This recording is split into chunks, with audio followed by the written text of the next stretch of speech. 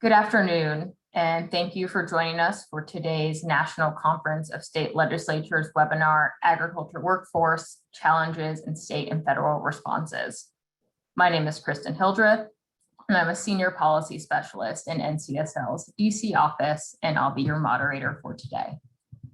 This is the second webinar in the Natural Resources and Infrastructure Committee's 2021 Spring Webinar Series. We have a total of 5 webinars lined up over the course of the next few weeks on a variety of topics, including distracted driving laws and the latest on how emerging data and technology can help to mitigate that issue, state and federal policies that maximize opportunities for outdoor recreation, and an exploration of the most common threats to energy systems and ways in which state and federal governments and the energy industry are responding. For a complete schedule and registration details, please visit our website at www.ncsl.org. Turning back to our focus today. Before I introduce our speakers, I want to just review a couple of quick housekeeping items. Today's webinar platform is a platform for information exchange and engagement, and over the next 60 minutes, we encourage participation through the chat box or the Q&A section. So feel free to type in your questions in the chat box on your screen. So to begin building some comfortability with the chat function and to also learn who is on the line today, I invite you to type in the state from which you are calling from now. We'll hold a formal Q&A after our presenters are finished presenting. Our webinar today is being recorded, and registrants will also be able to access a recording of the webinar and presentation slides on NCSL's website about a week after the webinar completes, and we'll send out a notice to registered individuals once those resources are made available. So now that housekeeping is out of the way, why we're here today.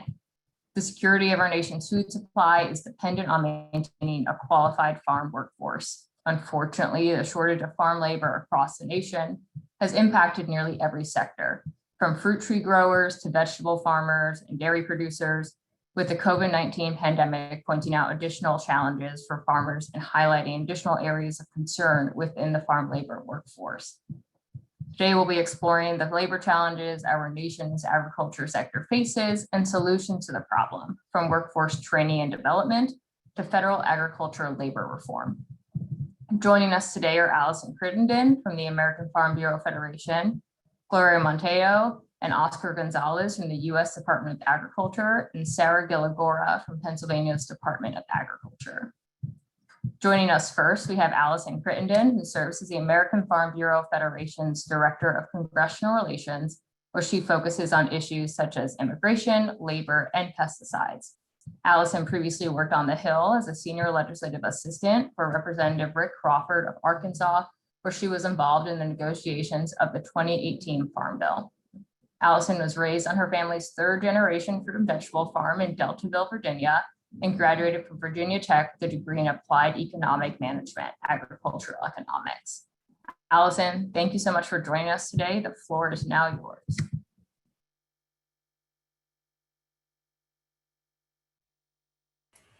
Thank you, Kristen, and happy to be here to talk with all of you about a really important topic.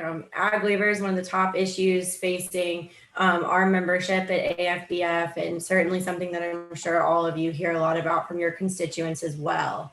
We can go ahead and switch to the next slide. So I think first it's important to go through a background of kind of where we are and understand the complications that this brings in creating challenges for having an adequate agricultural labor workforce. Agriculture needs anywhere from 1.5 to 2 million employees a year.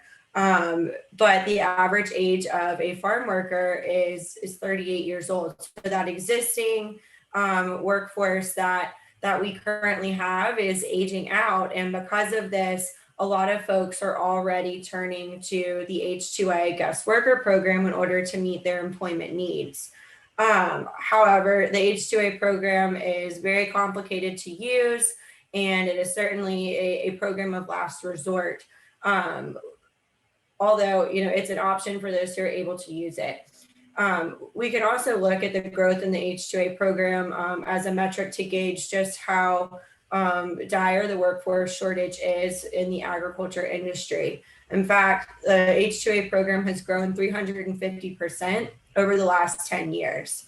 While the H2A program is very cumbersome to use and it has a lot of challenges, I do want to touch on two benefits of the program. The first being that it is uncapped, and then the second is that it allows for a contractual obligation.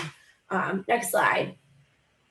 However, it does have a lot of issues, and we'll talk through some of these today. The first being the adverse effect wage rate, limitations on seasonality, housing and transportation requirements, the 50% rule, and 3/4 guarantee. So first we'll start off with the adverse effect wage rate. This is a survey-based wage rate. It doesn't consider a farmer's ability to afford the wage rate, and it is subject to immense variation year to year. In fact, over the last 5 years, the adverse effect wage rate, if you were to combine all of the different AWARs in the different regions, has increased 20%. While we know American wages for the rest of the American economy have not increased at the same rate. And we know that the prices farmers are receiving for the crops that these employees are picking are also not keeping up at the same pace. So it's becoming an issue of farmers being able to stay in business and remain competitive as the adverse effect wage rate continues to increase, thus increasing their operating expenses without much ability to increase their prices for their products. We'll dive in a little bit. This is the AWAR broken down by state. So as I mentioned, it is set through the Farm Labor Survey, and per the survey results, we come up with the annual national average gross wage rate for field and livestock workers. The AWAR is broken down into 18 different regions, with California and Florida being their own individual region, and then there are 16 other regions that are comprised of groups of states, as you can see in this. So for this year, for 2021, that survey indicated that the AWAR would be $14.62 if you were to average all of these numbers together. For comparison, last year, the national average AWAR was $13.99. So we're up about 4.5%. But as I mentioned, if you look at that over time, we've actually increased 20% over the last 5 years. Also looking here, we'll go back one, sorry. Looking at AWAR increases by state, you'll see that the increases vary from region to region. So for example, the state of California, as I mentioned, which is its own region, had the largest increase in the last year, with their wages increasing $1.28 an hour, or 8.7% compared to the year before. You look at wages in the Delta region, so Arkansas, Louisiana, and Mississippi, they had the smallest increase at about 0.4%. But at this point, all hourly AWAR wages exceed $12 an hour in all regions except the Delta and the Southeast. And then in all but 3 of the 18 AWAR regions, the increase has exceeded the employment cost index 2.6% increase compared to the rest of the American economy. So the AWAR is certainly increasing at a much faster rate than wages are throughout the rest of other jobs and occupations and industries. Next slide. And this slide here just highlights the 5-year increase in the different regions. So while we had that 4.5% increase just in 1 year, as I mentioned, this is coming on the heels of several years of considerable wage increases, with that 5-year average being at the 20% range. However, I will note that what really matters in this is the regional wages. So from this perspective, wages have increased over the last 5 years, depending on what state you're in, anywhere between 9 and 35% over the last 5 years. For a lot of farmers, the wages are already too high. So we need to look at ways to try to minimize the cost to using the H2A program so that farmers can remain competitive. Next slide. Some of the other additional costs associated with the H2A program are the requirements to provide housing, and also the requirement to provide transportation from the workers home to the farm at no cost. So just important to point out to you all some of the other added costs of the program. Next slide. Another challenge with the current guest worker program is that the H2A program is limited to temporary and seasonal work. So this means that year-round industries don't have access to the program. So if you are engaged in agriculture, that can be done 365 days a year, like dairy, livestock, mushrooms, greenhouses. You're not able to likely use the H2A program if you're experiencing workforce shortages. So we have engaged, in depth with Congress and trying to solve all these problems, not only with the undocumented status of much of the existing workforce, but also with making substantial changes to the H2A program so that it is, it's easier to use for farmers and ranchers to address some of those cost concerns, to address the concerns with, year-round industries being excluded. One attempt at this was the Farm Workforce Modernization Act, which has passed the House in the last two Congresses. This legislation is broken into three different titles. The first title focusing on the adjustment of status for our existing workforce that may lack proper documentation. The second title focuses on the H2A program and making reforms there. And the third title includes mandatory EVerify for all of agriculture. Let's dive into Title I. The focus of this is to adjust status for undocumented farm workers. So what it does is it allows folks that have been working in agriculture previously to become a certified agricultural worker. In order to maintain this CAW status, these workers would have to work in agriculture a minimum of 100 days a year, and a day is measured at 5.75 hours. So that means a total of 575 hours would allow a worker to go from having improper status to having work authorization. In addition, their immediate family members are also covered under this CAW status. Next slide. A few things to point out here. So looking backward, if a farm worker has been working in agriculture for 10 years or more prior to the call status, then that individual would only have to maintain call status for an additional 4 years before they're eligible for a green card. If they have less than 10 years in ag, then that individual would have to work an additional 8 years before they can get a green card.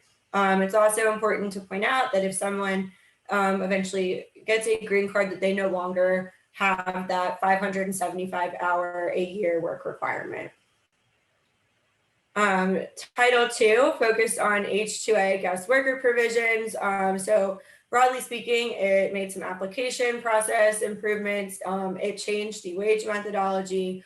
It attempted to grant year-round agriculture access to the H2A program, provides an additional allotment of green cards, expanded USDA housing programs, and it also placed H2A workers under MISPA. MISPA is the Migrant Seasonal Ag Worker Protection Act, but we'll talk about that in more detail. So I think it's important at this point in discussing the Farm Workforce Modernization Act to point out to you all that, contrary to a lot of other ag organizations in DC, AFBF has not supported the Farm Workforce Modernization Act in the House. And we felt that the bill, needs substantial changes before we would be able to support it. And a lot of the areas where reform is, very much needed fall within this Title II of the bill. Going back to some of the challenges I previously discussed regarding the H2A program. But let's talk about what it does for wages and, some of our concerns with it. So this legislation would allow for a 1-year freeze at the 2021 AWR. But then after that 1-year freeze, it puts in place a complicated occupation-based wage structure. What this means is that employees would have a wage that corresponds to a specific task on the farm, and you'd be required to pay the employees if they had a multitude of tasks at whatever wage corresponds to the highest paying occupation that falls in the different tasks. So I'll give an example. It's often maybe on smaller mid-sized farms, you have your employees and they may be doing a multitude of activities throughout the day. So perhaps someone is working in the field and then they're working in the packing house and then they're driving a tractor. You would have to pay at the wage rate that corresponds, the wage rate that is the highest of all of those occupational classifications. So we think that's very complicated, hard to keep track of, and would likely end up increasing labor costs. We do see that there is a benefit to a freeze that helps to at least lock things in and stabilize. Another thing this legislation does is after that complicated disaggregation takes place, it does limit the fluctuation from year to year. So wages can't decrease more than 1.5% in a given year, and they can't increase more than 3.25% in a given year. The catch is, if you're in a state that already has a minimum wage that's higher than the federal minimum wage, then that upper bound would move to 4.25%. If your AWER is not more than 110% of your state minimum. After 10 years, according to this legislation, the secretary could promulgate a new AWER methodology. Another thing this legislation tries to do is it tries to allow year-round agriculture to access the H-2A program, but unfortunately it caps the number of visas that are available to year-round producers. So it limits these visas to 20,000 visas a year for the first 3 years. And then at years 4 through 10, these visas could increase at 12.5% each year. Half of these visas are reserved for dairy. And then at year 10, secretaries can determine if there would be a new cap, if there would get rid of the cap, but it would be up to their discretion. So, going on year round, we mentioned earlier that right now there's zero access to the H-2A program. The one concern that we do have here is that it's just not enough, and I don't think it's appropriate to cap food production in this country. So one thing that AFBF would advocate for is to, remove that cap on those year-round visas. Other additional provisions related to year-round, you have to offer family housing. This is different from what seasonal H-2A workers currently do. And there are more green cards in this title of the bill as well. It provides 40,000 additional employer-sponsored green cards in this section of the bill. So you have the green cards that are eligible in Title I once someone moves from call status to green card after 4 or 8 years, or you have this additional allotment here in Title II. One of the major concerns AFBF also has is that it places H-2A workers under the Migrant and Seasonal Agricultural Worker Protection Act, which gives H-2A workers a federal private right of action. The legislation does allow for mediation to take place before going to court, but you're not required to settle in mediation.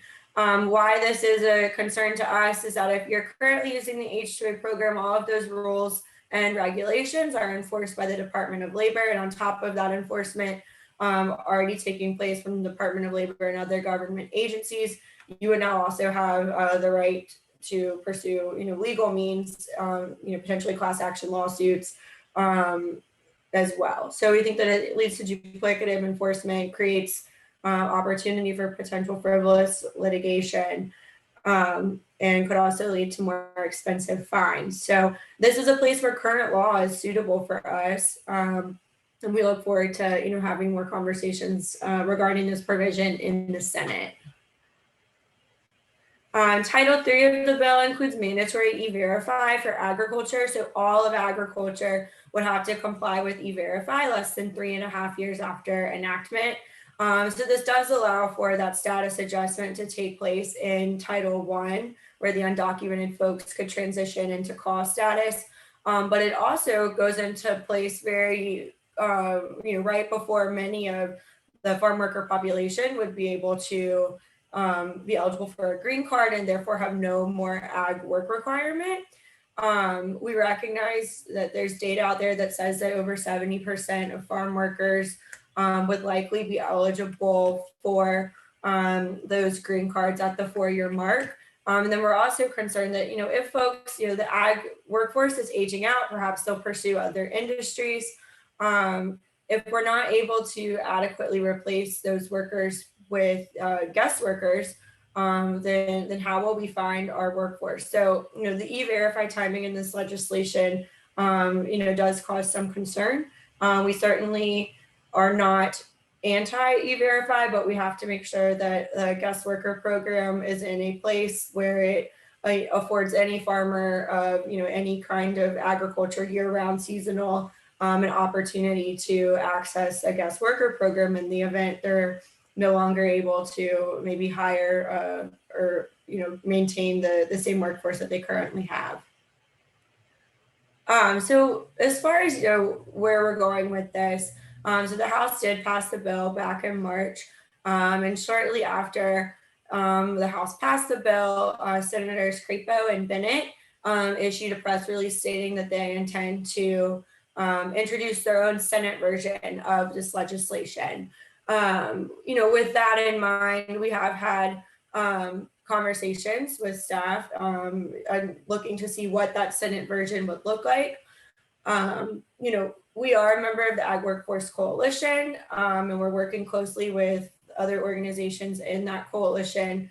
Even though we may have had different views in the House, I think there is alignment that we want to seek improvements to the bill in the Senate.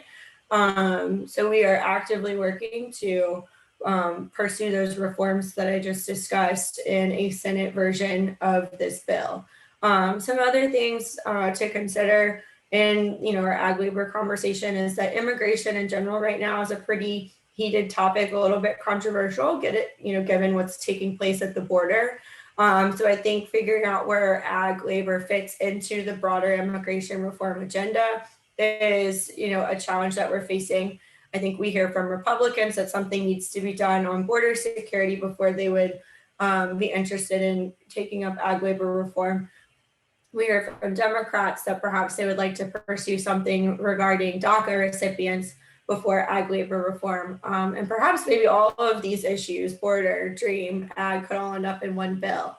But at this point, we are in preliminary conversations, but certainly working very hard to make sure that should the Senate introduce a bill, that it's something that agriculture can be comfortable with, and we would want to see enacted into law. So hopefully it will incorporate changes to these problematic provisions in the House passed bill.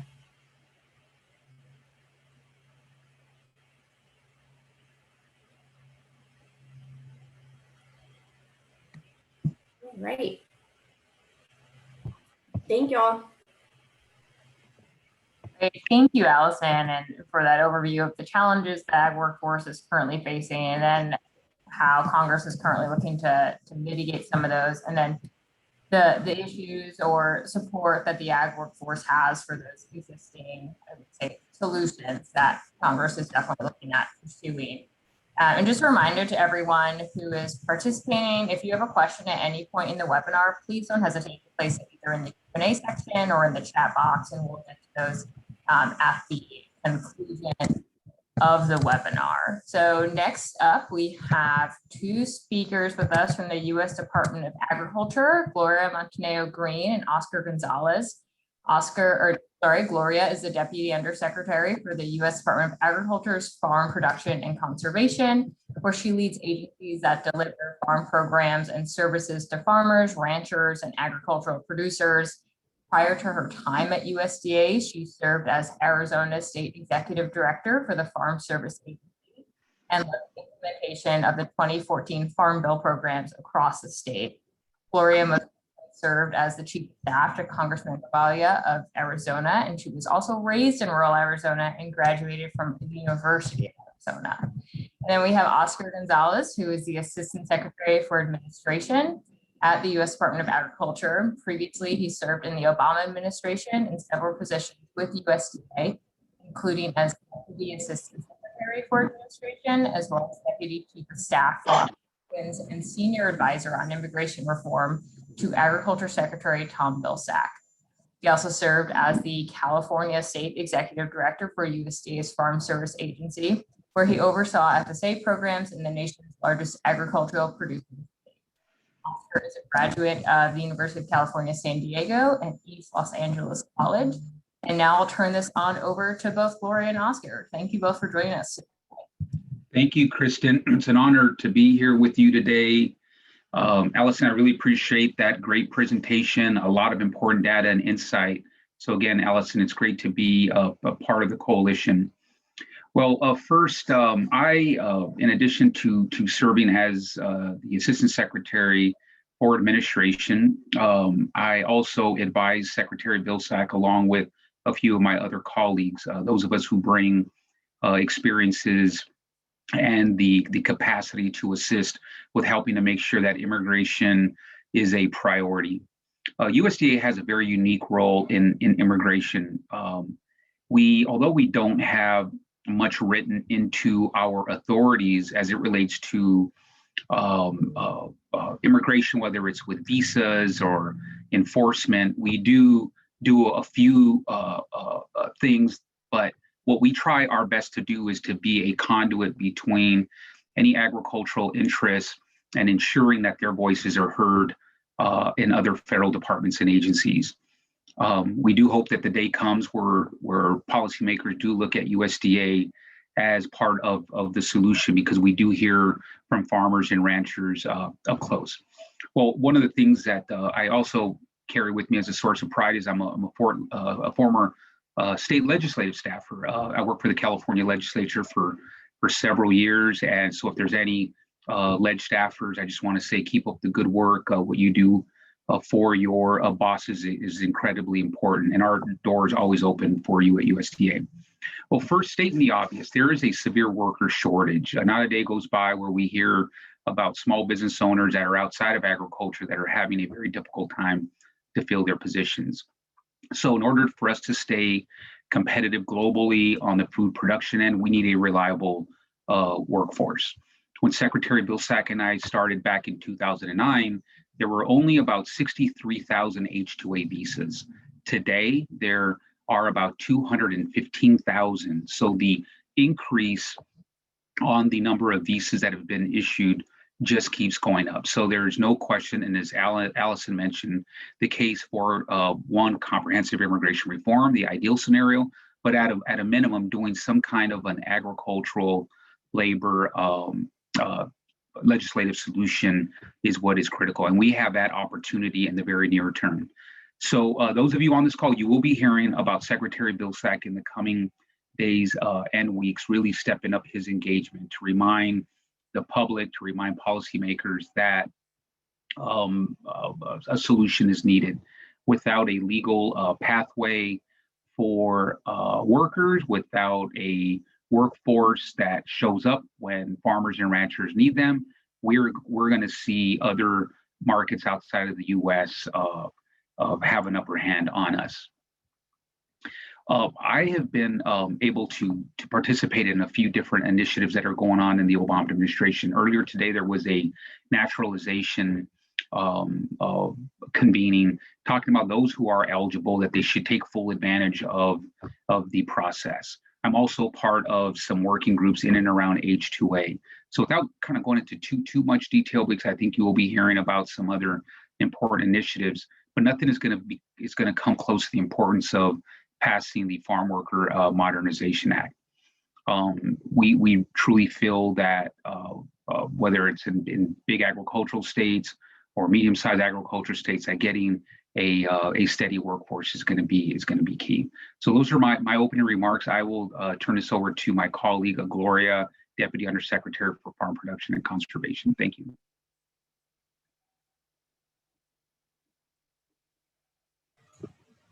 Gloria. Thank you. Yes, thank you, Oscar, for those comments, and thank you all for the invitation. I think I just want to maybe focus mine, since there's been quite a bit focused on the agriculture, the farm workers. I'll also be thinking about some of the other concerns that we have in the agriculture farm work, the workforce space, because there are quite a few concerns that we hear on a regular basis. There is the concern of how do we make sure that agriculture and the economy of agriculture is solidified and sustained.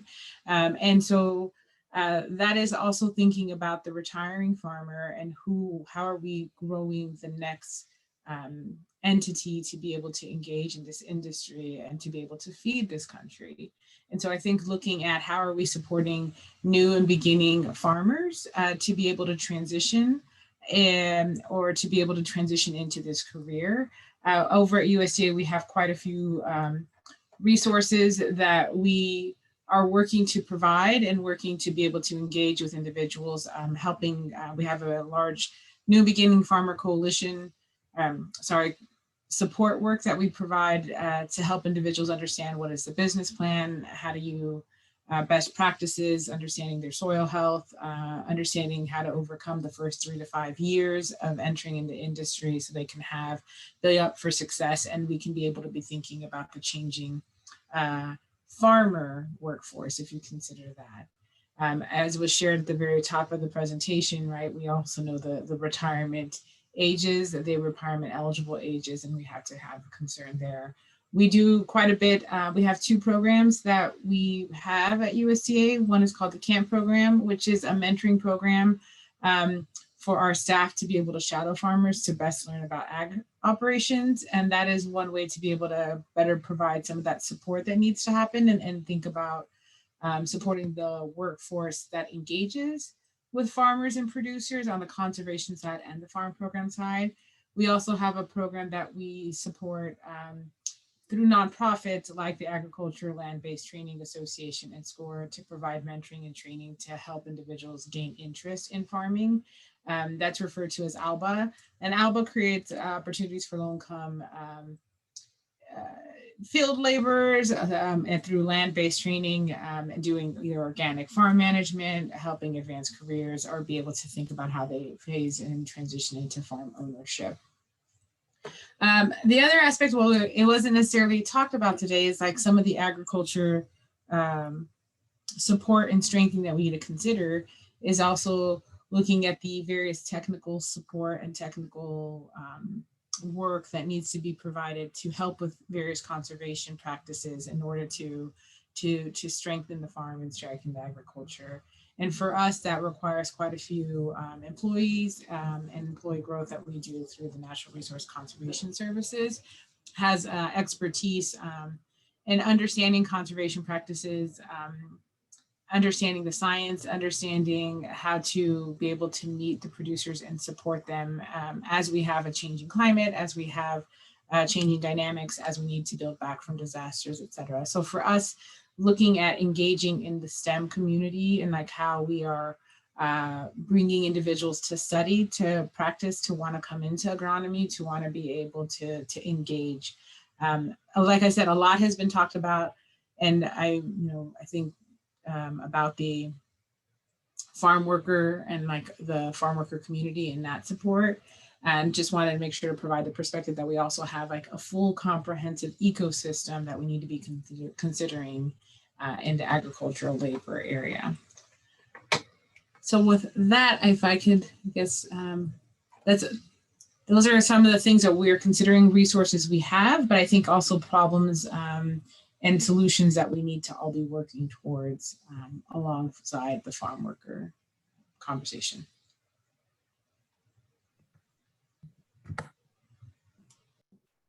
Great, thank you, Gloria, and thank you, Oscar, for the kind of overview on what USDA is doing and some of the programs that they do have to address our farm labor workforce issues that we're seeing.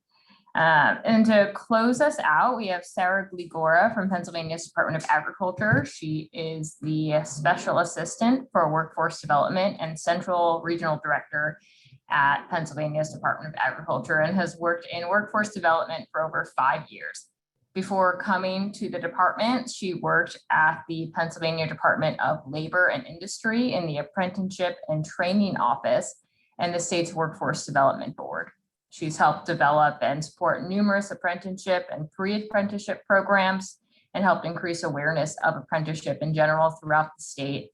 In addition to her experience at the state level, she's also worked in a local workforce development system, working at a local workforce development board, overseeing out-of-school youth and adult and dislocated worker programs. She has her master's in social service with a focus on policy and community organizing from Bryn Mawr College. Sarah, thank you so much for joining us today. The floor is now yours. Thank you, Kristen, and good afternoon, everyone, and thank you for having me. It's an honor to speak with you all and share a little bit about Pennsylvania's agricultural workforce initiatives. For many years now, PDA has been specifically focused on workforce development and the growing labor shortages, and we've been working hard to identify ways to address these issues. In 2018, with the support from the Team PA Foundation, PDA commissioned an economic impact study to look at the direct and indirect impact of agriculture on Pennsylvania's economy. The report, developed by eConsult Solutions and Temple University's Fox School of Business, provided a baseline analysis of PA's ag industry through a data-driven approach and helped inform the development of the Pennsylvania Farm Bill. The report contained a set of strategic recommendations to keep Pennsylvania agriculture competitive, one of them being a focus on broadening workforce development and education opportunities. Due to COVID and changes in the economy, the department, along with Team PA, worked to update the 2018 report. The updated report was completed and released earlier this month. An especially important part of this report was the review of future impacts that include an assessment of the impact of COVID on Pennsylvania ag and priorities for recovery. So the report shows that Pennsylvania's agricultural industry has a $132.5 billion annual economic impact and supports more than 590,000 jobs, paying nearly $33 billion in wages annually.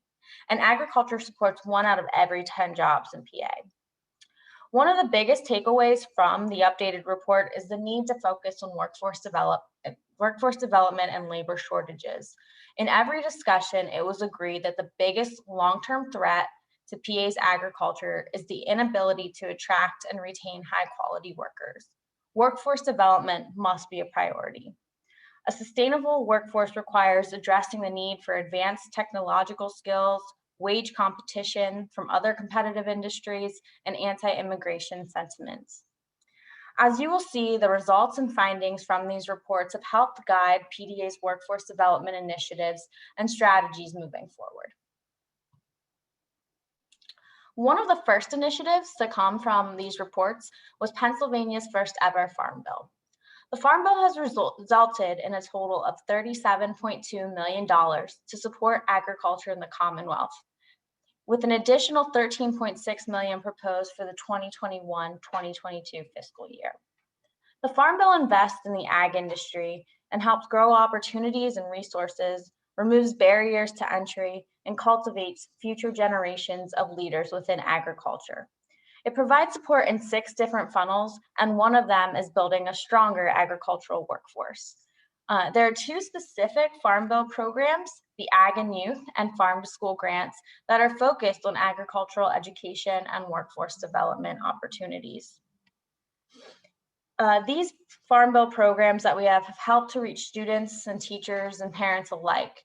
The programs have funded projects that have helped increase awareness of agricultural career opportunities and have created hands-on experiences for students and participants to learn about the industry and grow an interest in agriculture. So the Farm Bill and its various programs are just one piece of the department's workforce development initiatives. PDA is focused on addressing workforce issues at all levels, from youth all the way up to adult dislocated workers and workers looking for a career change. There is a need to develop the next generation of workers, but also a need to provide continued opportunities and pathways for those in the industry, including opportunities to build their skills and learn about changing technologies. Aside from the Farm Bill, one of the first steps that the department took to begin addressing our workforce needs and shortages was to collaborate with other state agencies. This include working with the PA Department of Education, Pennsylvania Department of Corrections, and more. PDA was appointed to the state's Workforce Development Board and has been able to participate in quarterly meetings of the board, as well as a number of the board's committees. Also, the department has been involved with the Keystone Economic and Workforce Development Command Center, which serves as an innovative approach to address the critical issues of training qualified workers within the state. And then finally, the department has collaborated with the Pennsylvania Department of Education through the Commission for Agricultural Education Excellence.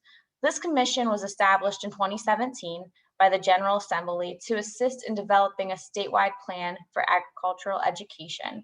and coordinating implementation of a related agricultural education programming. These collaborations with other state agencies and stakeholders has helped PDA secure a spot at the table.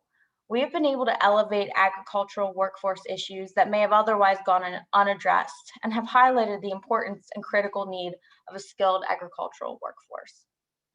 As part of this interagency collaboration, PDA has been working closely with the Pennsylvania Department of Labor and Industry. Earlier this year, PDA and LNI identified a need to focus on workforce development specifically in agriculture. While there are many workforce development programs and opportunities, many of our agricultural employers and organizations are disconnected from the workforce system and unaware of them. The two departments have come together to create a new workforce opportunity specifically for the industry to help create programming that meets the unique needs of ag. The focus has been on creating opportunities or programs that meet the real needs and issues that ag employers are experiencing. To ensure we are addressing the actual issues, we collaborated with LNI to host 3 stakeholder listening sessions and create a stakeholder survey. Together, we're now working to analyze this data and expect to put out a report on the findings really soon. Some of the initial findings, though, from the calls and the survey that we have seen so far is the disconnect between agriculture and the workforce system, a need to expand and build on training programs, and a need to increase awareness of agricultural careers. So a lot of what we're seeing so far aligns really well with what we saw in our economic impact study. While the work with LNI is ongoing, some initial projects have already come about, including the development of an Apprenticeship 101 training opportunity and meeting and events with PDA staff and then local workforce development board directors. A major opportunity identified during these stakeholder sessions was the expansion of apprenticeship. Apprenticeship and pre-apprenticeship programs serve as a successful tool to help develop a skilled workforce and help fill the expected workforce shortages. These programs help teach the actual skills needed by ag employers. Pre-apprenticeships, in addition, help create that pathway to apprenticeship and future careers in ag, and allow employers and training providers to reach younger participants or those with no experience in the industry. We currently have 7 agricultural-related registered apprenticeship programs, as you can see on the slide, and 2 registered pre-apprenticeship programs. PDA supports the program sponsors through the state registration process and in recruitment and expansion of the programs. And in addition to these programs, we are constantly working with other groups or training providers to identify other opportunities for apprenticeship programs and pre-apprenticeship programs within agriculture.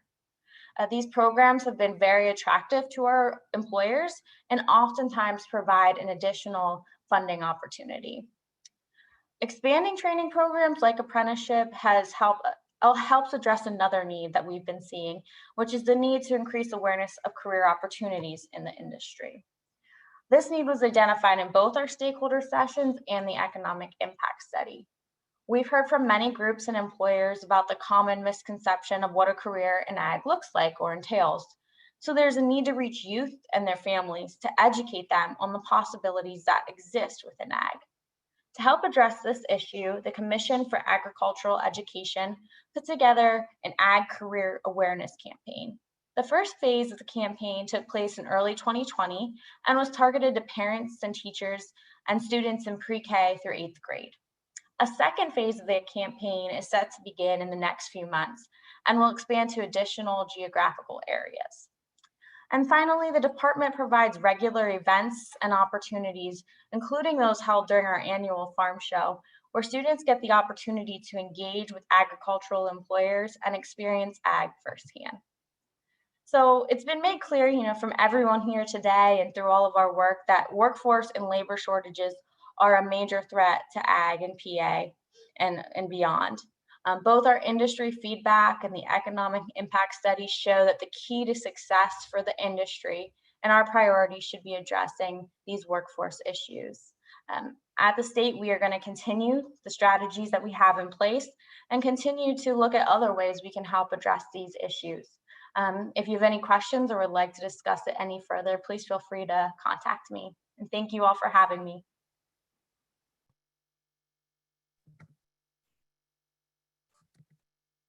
Thank you, Sarah. It's been great to hear what Pennsylvania is doing to address these ag workforce issues and really delving into some of the program that's come out of this.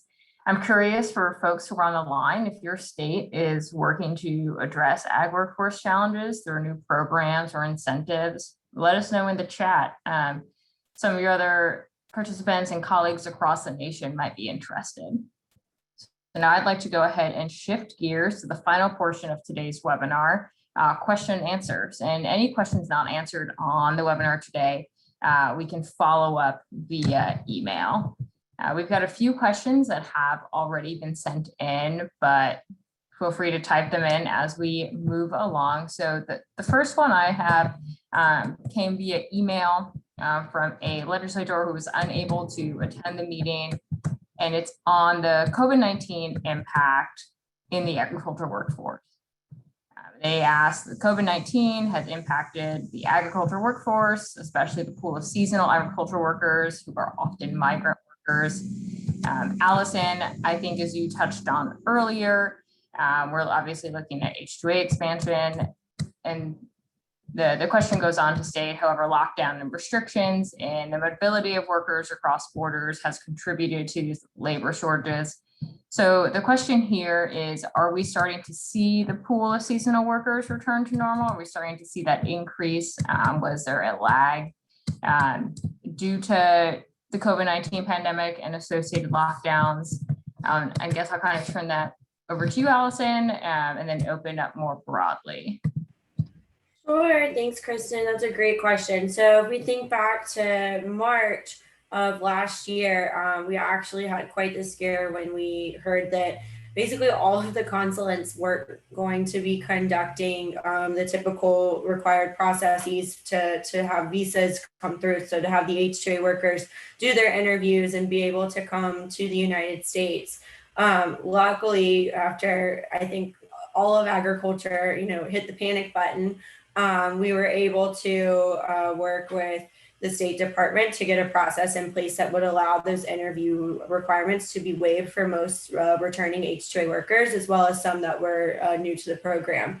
But that was only for Mexico. So for folks coming from other countries like South Africa or Jamaica, Peru, flight restrictions remained a problem. How their countries were operating during lockdown remained a problem. And even, I guess, as most recent as January, AFBF was active in ensuring that H-2A workers coming from South Africa would still be able to come to the United States when we had a travel restriction due to the different strain of COVID-19 that was found in South Africa and parts of Europe. So it's been an issue. I think we are finally, given the progress we're making with vaccines, getting to a more normal flow of H-2A workers. We were very fortunate to actually not have any major delays when we're looking back at the timely arrival data throughout the pandemic. It's been pretty close to normal. So we certainly appreciate all of the flexibility from our federal partners and, recognizing that access to a workforce and maintaining food supply was an integral part to us, fighting the pandemic here in the U.S. and the continuation of, flexibility on some of those policies to allow H-2A workers to come through. Great, thank you, Allison. And then just to follow up on, since we're still talking about COVID, I have a question in the chat. Have folks seen an increase in mental health impacts in the agricultural community in light of COVID? And are there mental health programs available specifically for those in the agricultural community? So it's a little outside, I think, of the general panelist wheelhouse, but Gloria, do you think you're potentially able to answer that? Allison, I don't know if you touch on it at all more broadly within the Farm Bureau. So I can go first. So, mental health is definitely something that's a priority for AFBF. May is Mental Health Awareness Month. So we've been, focused on making sure that our membership understands that it's okay to not be okay. And we have a multitude of resources on our website that enable, farmers to understand, where to go if they're facing any troubles. I, don't have any data, but I will say that I think, anecdotally speaking, COVID has had an impact broadly on mental health in this country, and it's certainly not limited to just agriculture. Farmers faced a lot of economic challenges, health challenges during the pandemic, and all of that has a major impact on someone's mental health.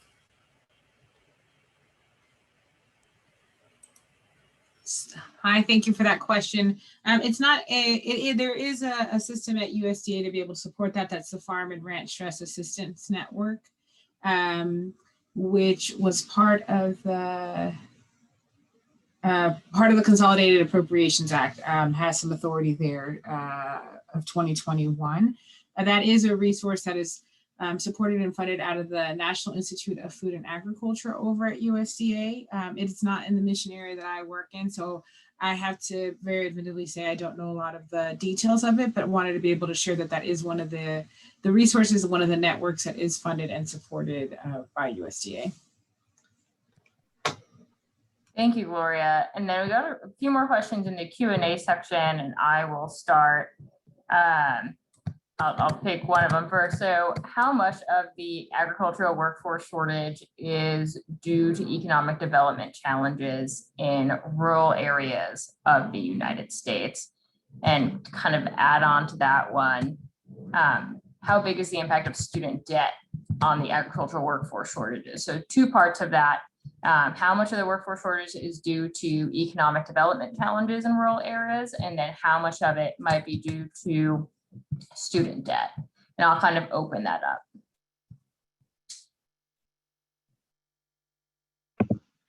I'll take this as Oscar. Oh, I'll go after you. So sorry. Go ahead. I'll go after you. Oscar. No, go for it, Oscar.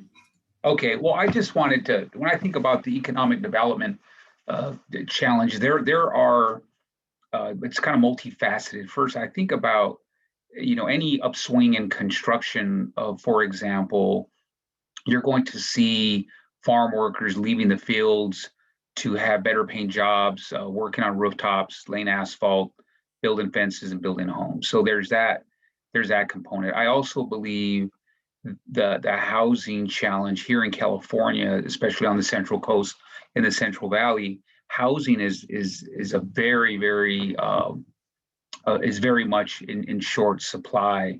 So any farm worker, either advocates or anyone participating in the H-2A program, has difficulty in putting farm workers in safe and affordable housing.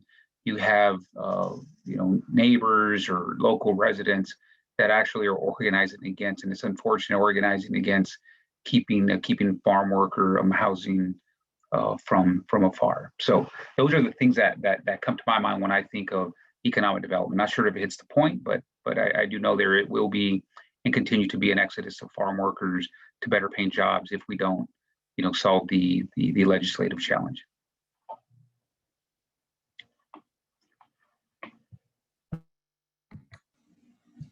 Thank you for that, Oscar. I was going to take the other part of the question, if I could, regarding the student loan debt, and why I don't have the data specifically for that. It is one of the items that we hear quite regularly for young farmers, beginning farmers, and new farmers and ranchers that are entering the industry as they're taking on some debt to be able to go into business, to either lease land or purchase land or equipment, while they're thinking about what that impact it has when they're carrying their student loan debt. So it is a regular, consistent concern that we have, or that we've heard. And so I think we can provide the resources within us as USDA on what are the supports, the loans, or being able to have some mentoring opportunities there. But it is for the emerging communities. Thank you, Gloria and Oscar. And then we got another question. This one's more directed towards you, Sarah. what is the approximate budget for the internship program in Pennsylvania? Are they paid? Can these types of internship programs be tailored for urban agriculture programs as well?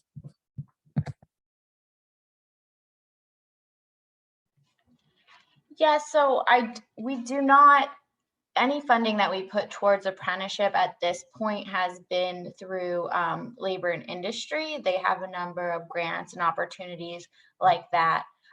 Through labor and industry, there's workforce funding through WIOA that allows participants that are eligible and attending an approved program to get funding to complete the training. So I don't have a specific number or budget or things like that. But we are looking at specifically, part of our stakeholder calls have been around urban agriculture and how can we address and help create programs and training opportunities in that area as well.